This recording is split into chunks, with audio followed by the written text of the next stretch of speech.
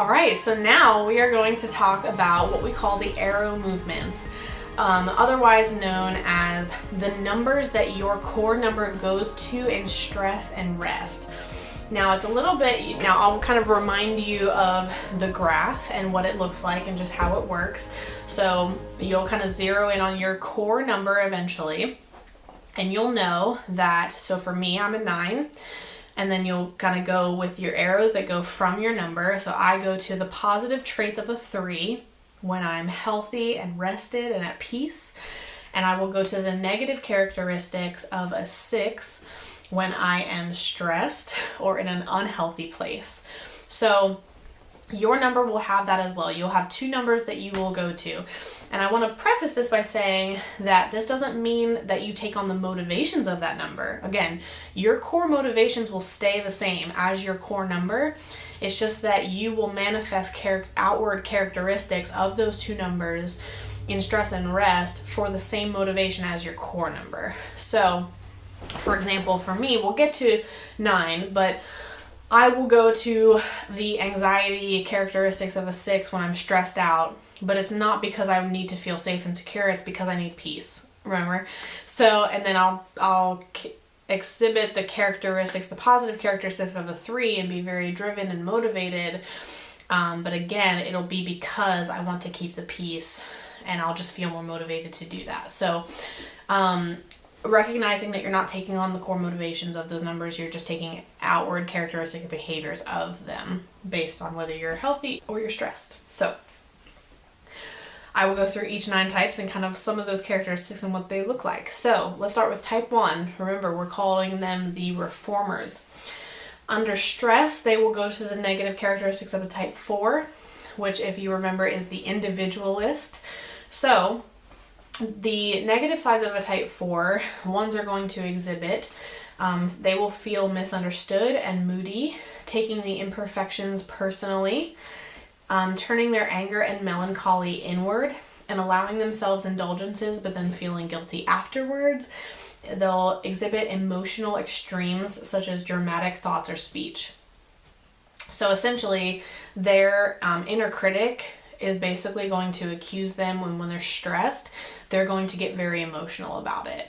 But then in growth, or in peace or rest, in growth, they will go to the positives of a type 7. So they will become less critical and more accepting of situations. They'll be enthusiastic, optimistic. They'll be more open to socializing, being spontaneous, and having fun. So if you remember, the 7 is called the enthusiast. So ones will kind of let go of their critical nature and just be more willing to have fun and just like let loose when they're healthy. So they'll get typically pretty emotional and almost depressed in emotional unhealth. And then in health, they will go to the more spontaneous, fun type 7. So that is the type 1, the reformer in the arrow movements. Type 2's arrow movements, they will go to 8 in stress and they will go to 4 in growth. So if you remember, the type 2 is called the helper. So under stress, they will go to the negatives of a type 8, which are called the challengers. So they will become, type 2s will become irritable, aggressive, dominating. They'll try to control everything, even to the point where it comes to helping when even not invited to. They'll become confrontational, withdrawing support, or even resenting helping without recognition. They will become passive aggressive. So essentially, they'll kind of take their helping aspect and just do things and then become resentful about it. They'll kind of take charge and take control of things when they're stressed. Type 2s in growth will go to the positives of the type 4, which is the individualist that we just talked about. They will become self-nurturing and become emotionally aware, accepting painful feelings, embracing the growth from them. They'll be more in tune with their inner world of just themselves, which will lead them to creativity. And they will listen without the need to help. So essentially, 2s are very others focused, and the healthy side of a 4 is going to bring them a little bit inward to their own true identity. and that'll be a very good thing for them. 2s also deny a lot of negative feelings of their own because they're taking on everybody else's. The healthy side of a 4 will help them embrace their negative feelings so that they can address them. All right, so type 3s, the achievers, will go to the negatives of a type 9 in stress, and they will go to the positives of a type 6 in health. So type 3s under stress will go to the negatives of a type 9, the peacemaker. So they will become pretty disengaged. They'll go into autopilot. They'll feel numb. They'll lose focus and drive, but still want to appear accomplished. So they'll just get into busy work to appear so. Feeling little energy and passion, they'll want their space.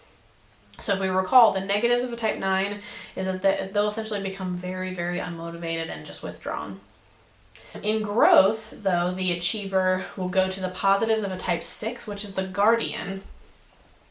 So they'll be more cooperative and committed to other people.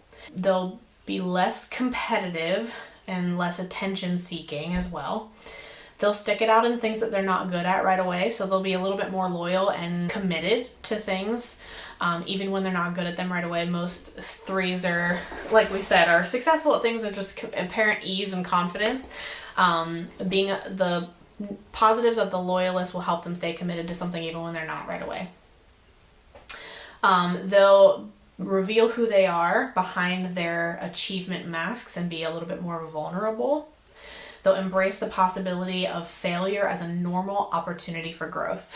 So again, 3s are very success oriented. 6s are very skeptical sometimes. So the healthy side of that skepticism is going to be, hey, you're not going to be great at everything, and that's okay, All right, so type 4s, the individualists. They will go to the negative characteristics of a type 2, which is the helper under stress. And in growth, they will go to the positives of a type 1, which is the reformer.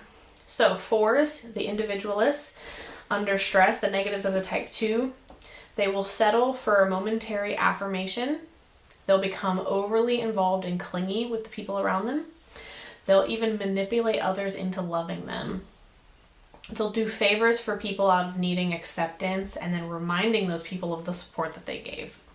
So essentially the negatives of a 2 is being pretty needy, and the individualist is going to struggle with a lot of their identity being in the way that people are loving and accepting them, and so they'll go to that negatives of the 2 when they're feeling unhealthy or stressed. In growth, though, they will go to the positives of the reformer, the type 1. They'll become more objective and principled. They'll more grounded in the here and the now. They'll become practical, self-disciplined, not allowing their emotions to control them too much, and they'll recognize their self-worth. So essentially, because 4s are very, like we said before, like dreamy and artsy, a lot of the times they can sometimes be perceived as a little bit flighty and in the clouds. Positive of the 1 in growth will make them feel a little bit more grounded and practical, and will be able to channel that dreaming aspect into productive thinking, kind of like controlling a little bit of those emotions controlling their life. Type 5, the investigator, will go to the negatives of a type 7 under stress. So those are the enthusiasts.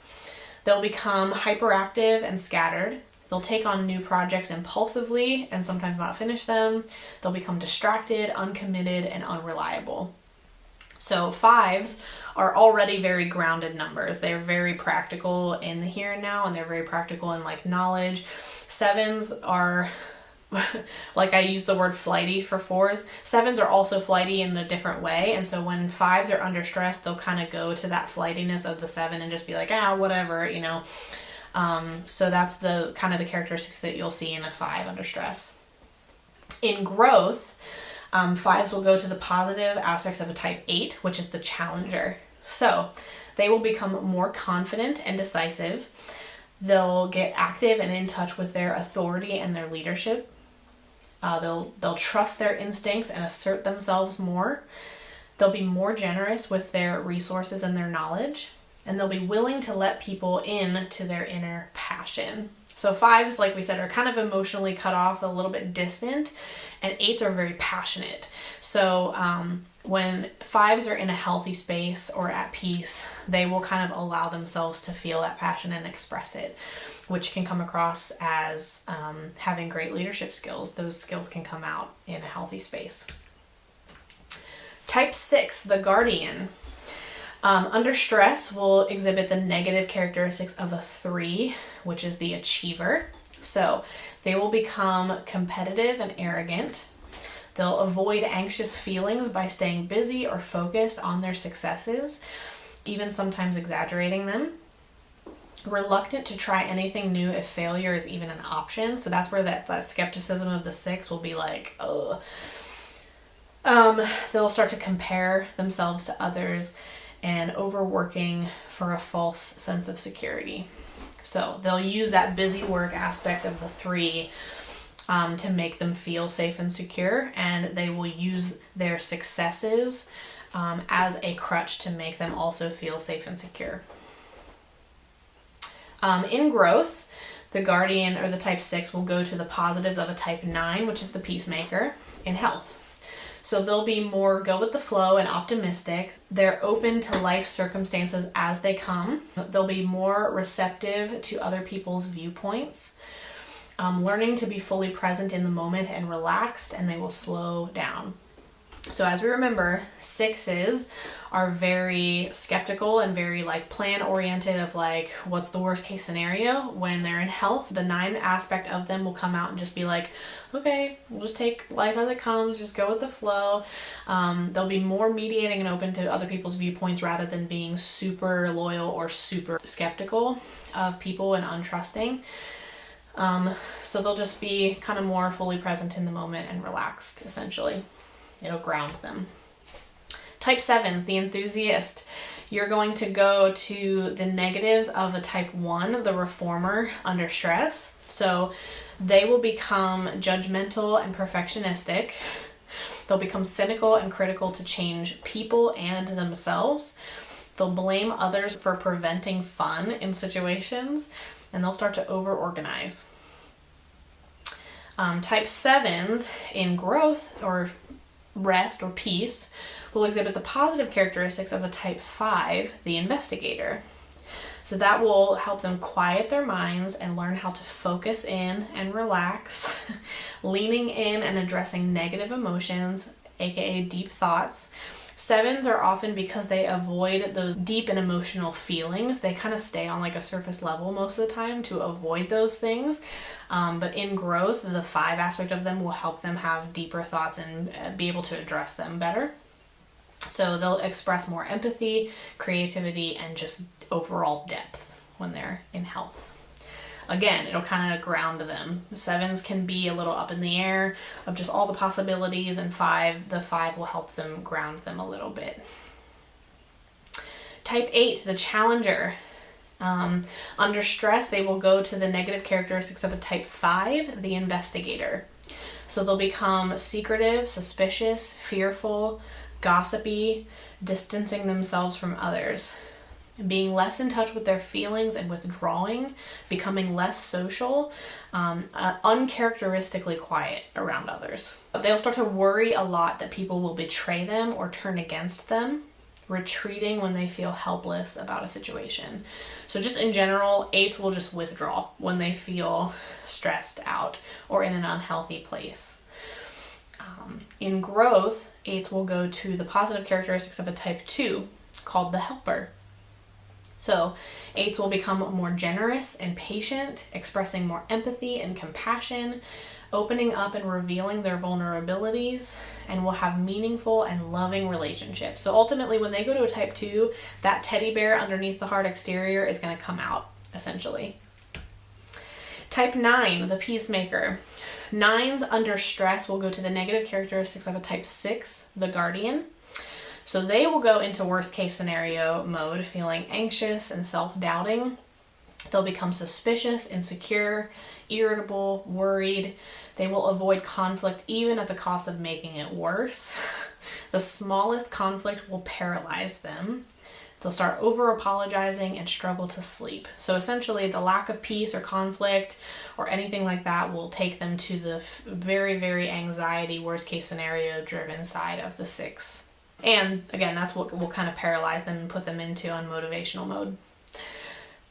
In growth, 9s will exhibit the positive characteristics of a type 3, which is called the achiever. So they'll start to know their value and invest in themselves and have confidence. They will express their true feelings and opinions, believing that their presence matters. They will choose action and not procrastinate. The performing nature of the achiever will help their mediating skills. That's when they feel confident. All right, so that is all 9 types and the arrow movements, where they go to in stress and rest. Now, hopefully that helped as well, because at least for me, when I was deciding between 2 and 9, I think it really helped me to understand where do I actually go to in stress. Because for a 2, for example, they go to the more dominating number, and 9s go to the more withdrawing number in stress. And then the opposite happens the other way. 2s go to the more grounded number in rest or health, and 9s go to the more driven number in health. And so I really struggled with that for a while, because I thought I was a 2, and I was like, I do not go to the more driven number in stress. Like I get more driven when I'm rested. I more withdraw and stress, and so that really helped me zero in on it. So hopefully, maybe if you were deciding on a couple different numbers, maybe this really helped you decide, okay, like that sounds more like me when I'm stressed out and when I'm healthy. But maybe if you're still kind of debating on a few different numbers, continue on to the next workshop. The part 2 is going to talk about wings and subtypes, and I think that that's really, really going to help you zero in on your number as well. So I'll see you then.